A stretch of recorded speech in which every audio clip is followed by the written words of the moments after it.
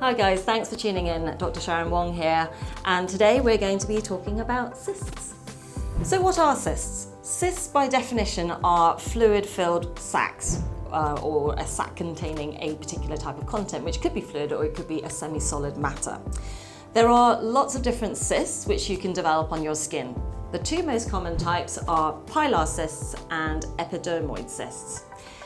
The components of a cyst are twofold. You need a sac and you need the content.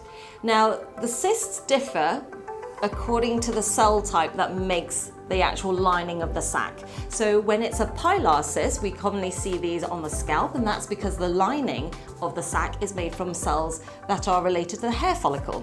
Whereas epidermoid cysts, the actual lining of the sac is actually from the epidermis, it's actually from the skin surface. So often in these cysts, you have a cheesy, foul-smelling material that comes out of it, and that is actually made from keratin, your dead skin cells, mixed with a lot of sebum, so your natural oils that you produce in your skin. So why do cysts come about? Why do we get them? Well, fundamentally, the most important thing is that there is some inflammation around the hair follicle. Plus, the hair follicle opening will become blocked, so you form a closed unit, which then develops into your cyst.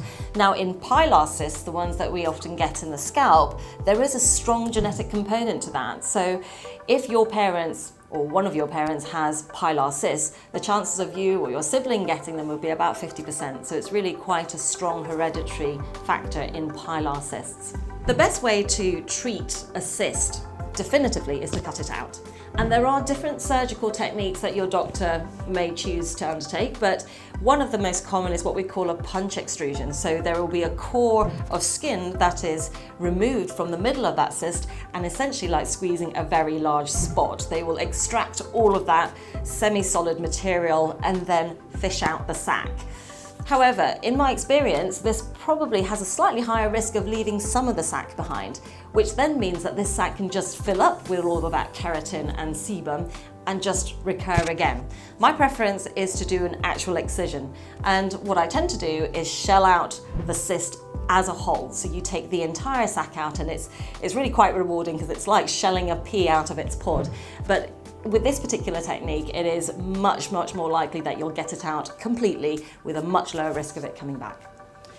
Please don't try and remove the cysts yourself. And although I know it's very tempting to squeeze the cysts and extract all the content out, doing this at home does run that risk of it becoming inflamed. You may even aggravate and make it become bigger than what it was beforehand, and of course it can become infected.